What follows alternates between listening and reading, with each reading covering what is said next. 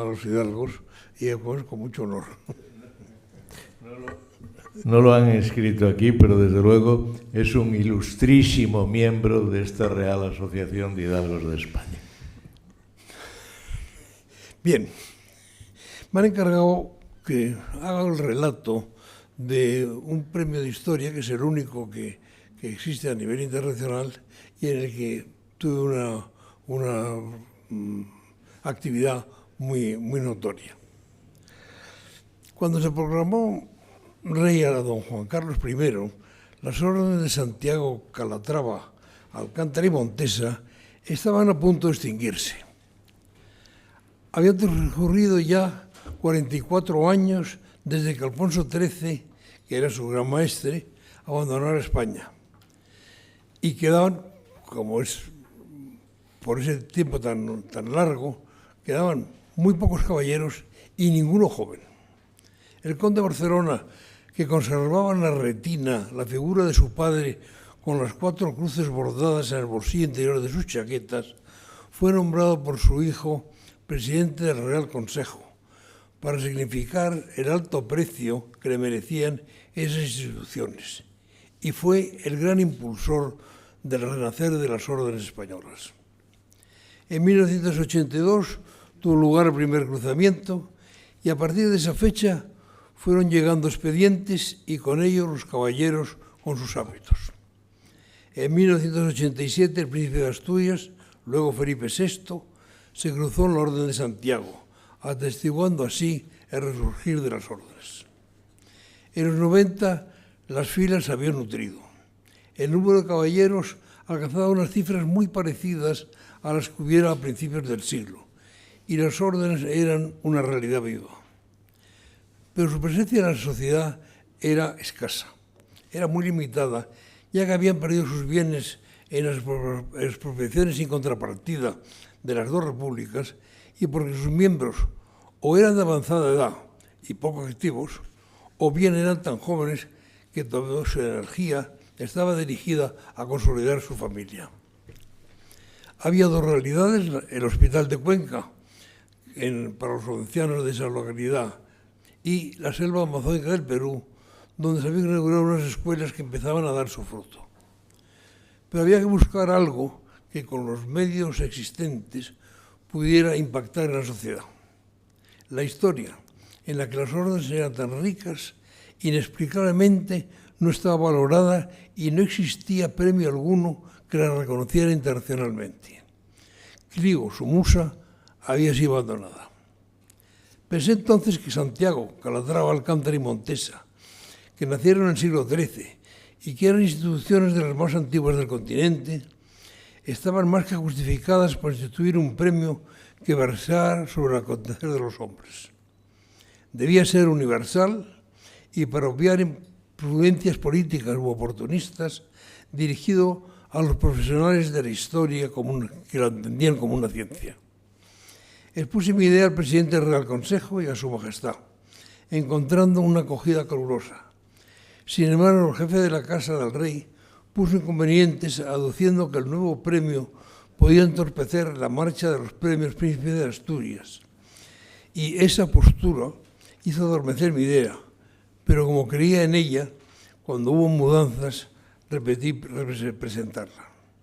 El rey volvió a animarme. Celebramos una reunión con las cabezas de las 4 órdenes que apoyaron sin ambajes. Gonzalo Anes, director de la Real Academia de la Historia, y de quien yo había sido padrino en su cruzamiento, se ofreció a mediar ante la Fundación Rafael del Pino, para que ésta patrocinara el futuro premio. Todo parecía propicio. Pero igual que las cosas habían rodado tan favorablemente, se torcieron luego, y lo que parecía una realidad se convirtió en una entelequia. Las gestiones se habían llevado a cabo a título personal para que un posible fracaso no salpicara las órdenes y así continué con mi labor. Había que buscar la financiación y me dejé amigos que suponía podían estar interesados. Acababa de tomar el control de la compañía Talgo, un fondo del que uno de sus responsables, Javier Bañón, me era muy próximo y llamé a sus puertas. Así conseguí el primer patrocinador. La Fundación Talgo todavía permanece y su presidente, Carlos del Palacio, es un entusiasta del premio. El segundo fue el gran empresario José Lladó, amigo de la infancia y siempre interesado en el arte y el pensamiento. Casi no me dejó hablar. No comprendía que el premio que yo propugnaba no existiera desde hacía ya mucho tiempo. Y más cuando en los momentos en que vivíamos se tergiversaba la historia con fines políticos. No quiso que su nombre figurara y permaneció siempre anónimo su apoyo. El tercer vino de la mano de Carlos Gómez Arroyo, que me presentó un compañero de ICADE, José Manuel González Serna, que había levantado un emporio con la harina y reedificado un monasterio del que no quedaban más que 4 muros derruidos y ahora es una espléndida realidad, sede de la Fundación Siro, dedicada a la formación de cuadros empresariales. Como había ocurrido con José, se entusiasmó al instante y ha sido durante varias ediciones un puntal del premio. El cuarto, que completaba el cuadro, fue mucho más complicado y obligó a peregrinar de empresa en empresa, cosechando muy buenas acogidas y elegantes despedidas. El remate parecía cercano, pero cada visita lo alejaba más. Finalmente, otra amistad me presentó a Juan Miguel Villarmir, marqués de Villarmir, que me escuchó con oído atento. Su ayuda ha sido fundamental porque hizo posible arrancar. Con la economía resuelta, había que transformarla en realidades. Su Majestad el Rey se ofreció para la entrega y sugirió que siempre tuvo lugar en un histórico palacio del patrimonio regio. Para el jurado había que conceder el premio, se pensó en la Real Academia de la Historia, pero sus estatutos prohíben terminantemente que como corporación acepten supuestos parecidos. Al final, 4 académicos, pero a título personal, entraron al jurado. Fue una directora condesa de Gisbert, el secretario Feliciano Barrios Pintado, el censor duque de Tetuán y el vocal Luis Ribal García. A ellos se sumaban los 4 patrocinadores y Alfredo Pérez Armiñán y de la Serna, presidente de Patrimonio Nacional, pues el lugar de entrega va a ser un edificio de su cargo. Y a propuesta suya se decidió que tuviera lugar en las salas capitulares del monasterio de San Lorenzo en el Escorial. Completaron el número Su Alteza Real Duque de Calabria, presidente del Real Consejo, el conde de Teba, gentilhombre de su majestad, Marcelino Oreja, marqués de Oreja, de la Real Academia de Ciencias Morales y Políticas, y yo mismo, todos miembros de las órdenes. Se designó como tesorero a Íñigo Churruca Bonilla, que no era del Real Consejo de la Fundación. Para el puesto de secretario, clave que iba a sostener el peso del trabajo, me reuní con Álvaro Mariatti y Valdés, un empresario de éxito y en la flor de la edad. Para ello, tuve que desoír voces contrarias que recomendaban a alguien con más tiempo libre y menos obligaciones. Pero yo pensé entonces, y sigo haciéndolo ahora, que las personas muy ocupadas son aquellas que saben aprovechar los minutos. A quienes sobran es porque no los emplean nunca. No me equivoqué. Aceptó lleno de ilusión y luego ha cumplido sobradamente con la labor. Nos convoca tasando el tiempo de reunión y luego se cumple escrupulosamente y todo funciona. Además, su esfuerzo es gratuito, pues en el primer momento decidió que así debía ser, un caso insólito en todos los premios internacionales. Dimos algunas vueltas al nombre que debía distinguir el premio y finalmente decidimos Premio de Historias Órdenes Españolas, obviando nombrar a las 4 históricas para no hacer interminable el título. Y se dotó con 60.000 euros que lo situaba al máximo nivel internacional.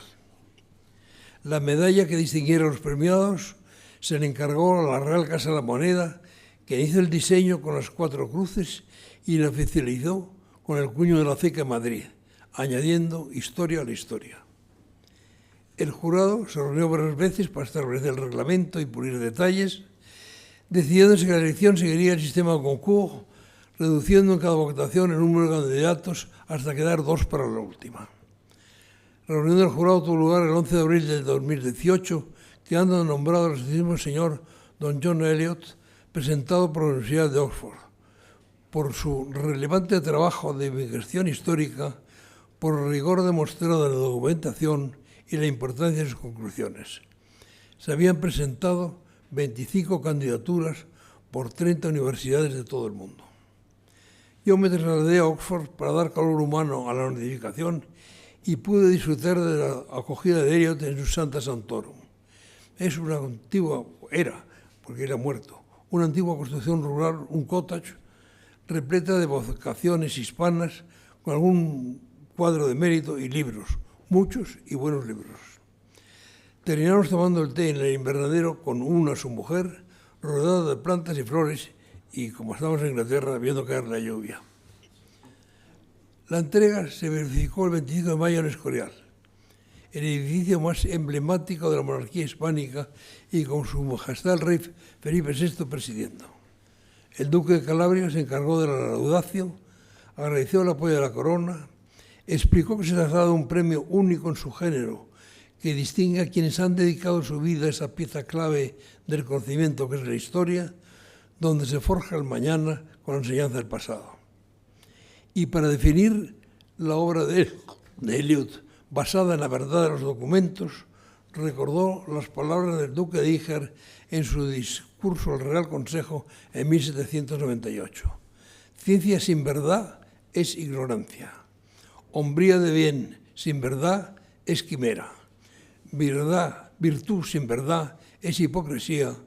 Gobierno sin verdad es fantasma y autoridad sin verdad es sombra. La verdad por encima de todo. Eliot en su contestación resaltó también que el premio es único en el mundo, el primero a nivel internacional dedicado exclusivamente a la historia.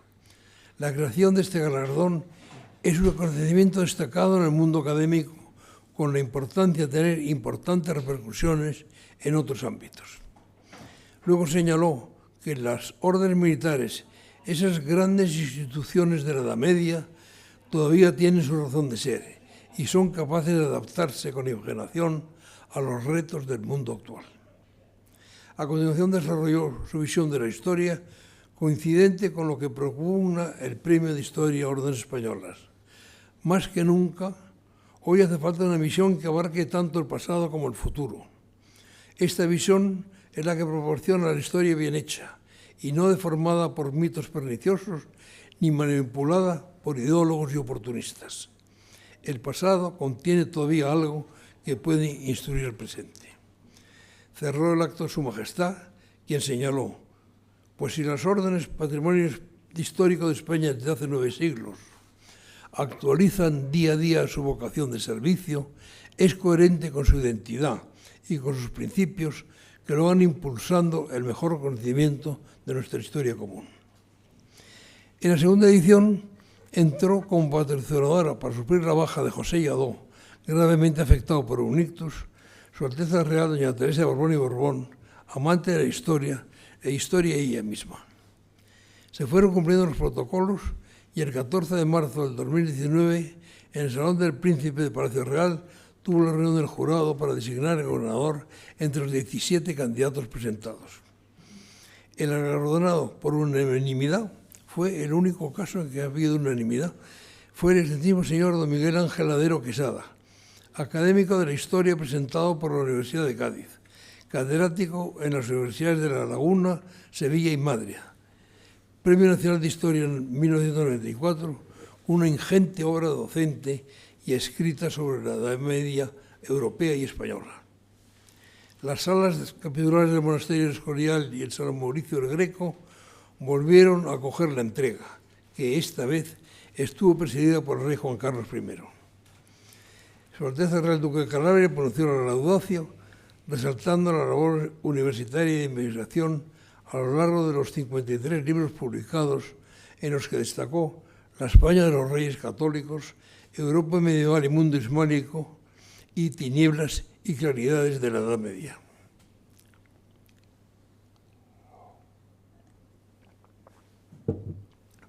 Terminó así sus palabras: como español, quiero agradecer a vuestra majestad el habernos dado tantos años de paz y prosperidad.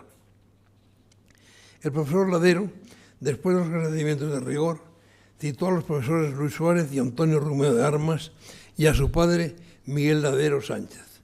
De ellos aprendí, dijo, que en el mundo de la enseñanza lo más fructífero es dar con generosidad. A continuación realizó una brillante exposición sobre el conocimiento histórico como ciencia. Considerar la historia como ciencia significa admitir que es un conocimiento racional de la realidad humana, de un pasado que así interiorizamos y entendemos a partir de sus propios testimonios.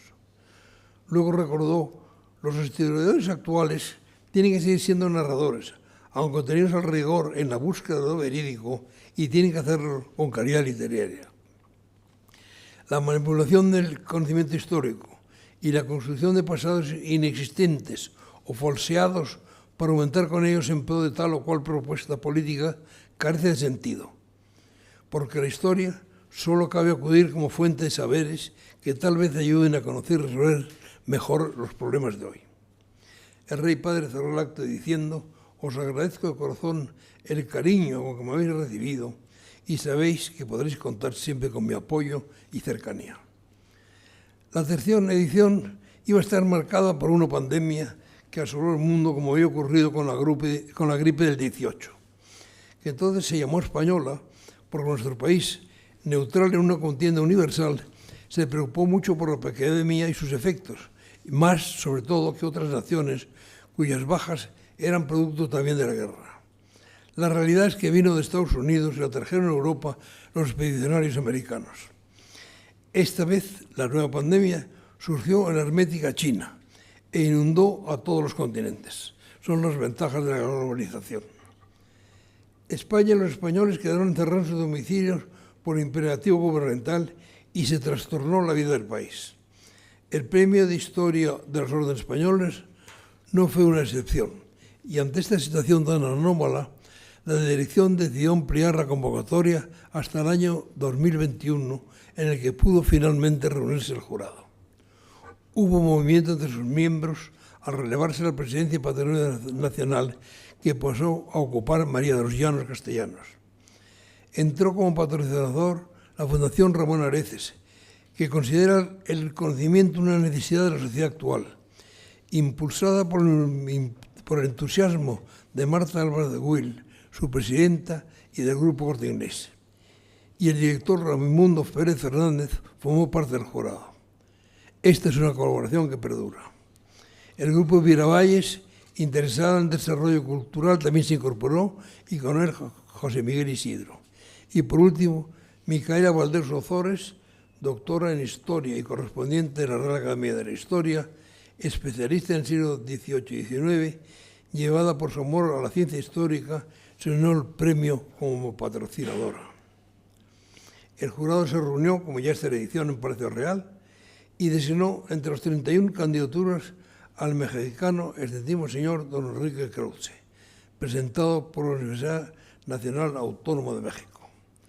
En atención a su exhaustivo trabajo de investigación sobre historia mexicana, tanto en sus actores como en las instituciones, conjugando elementos indígenas con la cultura cristiana recibida de Europa. Las imágenes que se conservan del acto de entrega bajo las bóvedas del monasterio de San Lorenzo del Escorial son tan extrañas como todas las de ese momento, con las mascarillas velando para las facciones, producto todavía del COVID-19. Su Majestad Felipe VI volvió a presidir el acto y la laudatio fue desarrollada por doña Carmen Iglesias, condesa de Gisbert, quien al agradecer al rey su presidencia dijo: sin conocimiento del pasado no sabemos quiénes somos, no podemos entender nuestro presente ni tener alguna guía para el futuro. Luego, al gozar la figura de Krause, señaló: historiador, ensayista, editor, traductor, Enrique Krause es un historiador profesional por vocación y un pensador polifacético que abarca un arco cultural y de comunicación de una gran riqueza. Ha publicado desde 1998 cerca de 250 volúmenes sobre historia, arte y cultura, y como productor ejecutivo más de 400 documentales sobre historia de Iberoamérica. Luego se refirió a sus numerosos libros, destacando las biografías desde caudillos culturales de la Revolución Mexicana a El pueblo soy yo, en los que se defiende la democracia y los valores liberales y denuncia las dictaduras de toda índole, los fanatismos de la identidad, el populismo y el autoritarismo, como señalaban literalmente las autoridades académicas mexicanas que le presentaron a este premio. El galardonado empezó su discurso con la palabra gratitud, para a continuación expresar que por un historiador mexicano recibir este premio en el 5º centenario de la conquista de México conllevaba un alto honor. Lo asumo, dijo, porque creo en la honda significación de esa historia, pero justamente porque creo en ella, no me circunscribiré a los hechos de guerra que culminaron en la caída de México Tenochtitlán el 13 de agosto de 1521, sino a los 5 siglos que lo sucedieron. En su examen de la historia mexicana concluyó: ¿qué fue Nueva España y qué ha sido México?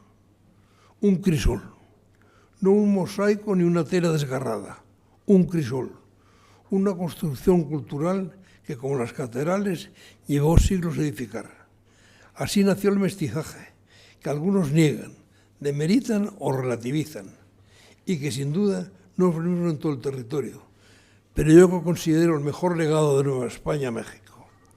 Es imposible cerrar los ojos a la huella de México en España y a la huella de España en México. Y terminó con un canto a la esperanza. Hago votos para que siempre, por sobre los designios del poder, impere la vocación del saber, que nunca más el odio impida el diálogo. Así la historia podrá cumplir con su más alta misión, la de ser camino de comprensión y de concordia. Con la 4ª edición volvieron España y el premio a la gratificante normalidad. Hubo importantes novedades en el jurado. Ana de la Cueva, nombrada presidenta del Patrimonio Nacional. Juan Castillejo Oriol, duque de San Miguel, como vicepresidente para aportar sus extensos conocimientos en la organización de eventos y ayudar a los Mariátegui en la dirección del premio.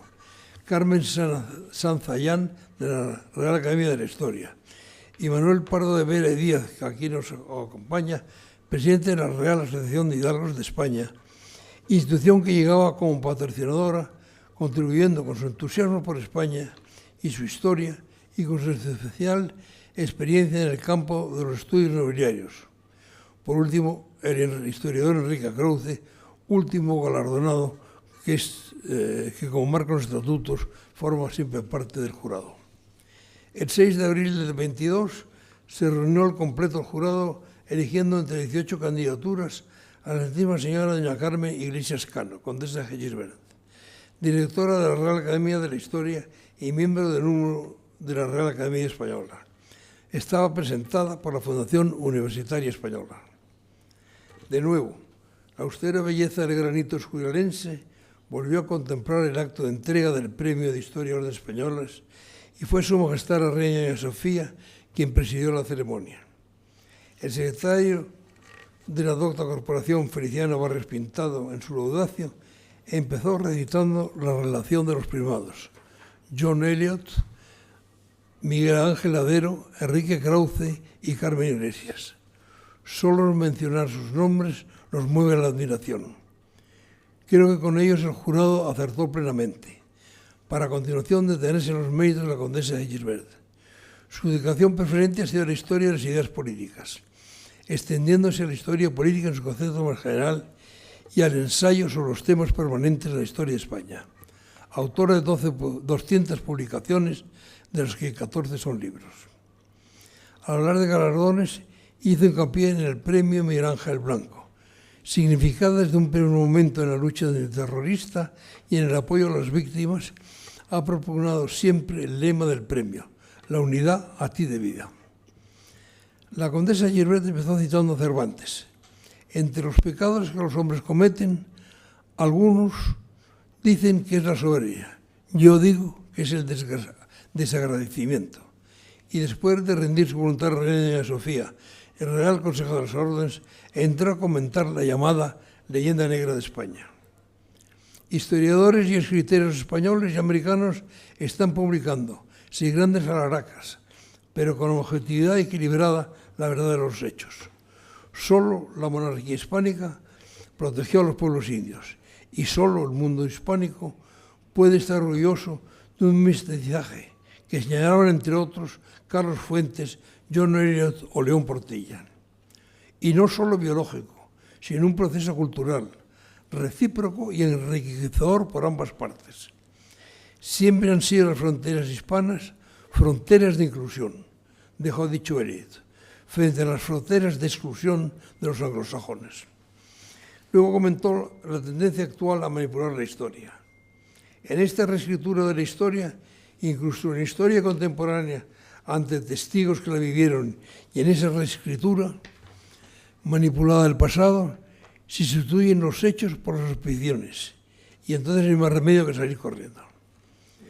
Terminó utilizando la figura del Inca Garcilaso para abonar su tesis de que saber de dónde venimos, conocer y aceptar nuestra historia en toda su complejidad y riqueza, con sus sombras y sus luces, fortalece nuestra existencia, la individual y la colectiva. La quinta edición trajo la importante novedad de un periodista de fuste, como Ramón Pérez Maura García, incorporándose al jurado en calidad de patrocinador, haciendo valer el lema familiar, por mí no quedará, que lo actúa tanto en la prensa diaria como en el apoyo a la historia. El 27 de abril, el jurado designó entre 26 candidatos al excelentísimo señor don Giovanni Muto, presentado por la Universidad degli Studi di Napoli Federico II y por doña Carmen Iglesias. Su Majestad el Rey Felipe VI continuó mostrando su apoyo al premio, presidiendo el acto de entrega de la quinta edición y mudó el escenario, trasladándolo al Palacio Real del Pardo, donde acudieron 230 personas del ámbito cultural, académico y empresarial. El duque de Calabria hizo la presentación extendiéndose a la relación de las órdenes españolas con el reino de Nápoles, citando que durante el reinado de Fernando el Católico se cruzaron más caballeros napolitanos que del resto de la monarquía. Y luego comentando la acción del rey Carlos VII de Nápoles y tercero de España, glosada por el profesor Muto. Don Luis Ribot, académico real de la historia, realizó una brillante laudacio, recordando que el profesor Giovanni Muto es continuador de la trayectoria de Rosario Villaere, Giuseppe Galasso y Rafael Aiello. Presenta una rica producción en el campo de la investigación histórica, especialmente novedosa en las actividades financieras entre Madrid, Nápoles y Milán, así como el estudio de la corte napolitana de los virreyes. Sus libros se han editado en italiano, español, francés, inglés y alemán. El nuevo Premio de Historia de Órdenes Españolas ilustró la existencia con su visión de la relación entre España y los reinos italianos. Las nuevas constituciones del Ducado de Milán, sancionadas en 1542 en plena época española, fueron obra de juristas milaneses sin intervención alguna del gobernador o de los consejeros españoles. También en Sicilia, los soberanos españoles respetaron la costumbre de nombrar únicamente a sicilianos por los principales cargos públicos. Por eso pudo escribir Giulio César de Carpaccio que se reconocía plenamente en la vera monarquía regia constituita secondo il nostro costume. En el aspecto social, la interrelación entre las clases de directores locales con los linajes españoles formaron lo que los historiadores han definido como élites transnacionales, que constituyeron un potente transmisor de intereses comunes, de intercambios culturales y de variables fortunas económicas. Su Majestad cerró el acto alabando a todos los premiados, de los que admiramos y agradecemos en conjunto su completa dedicación para reconocer y ensalzar el valor de la historia y su esfuerzo por desvelar claves y hechos para su mejor comprensión. Han transcurrido 6 años desde que se instituyó el Premio Historia Órdenes Españolas. Las candidaturas han llovido en cada una de las 5 ediciones y se puede afirmar que el galardón constituye ya una referencia internacional en el ámbito académico y científico. El éxito hay que adjudicárselo a su insólita soledad. No existía nada parecido. Al buen hacer del jurado y, como es norma en todos los premios, a los premiados que constituyen siempre el mejor aval. Muchas gracias.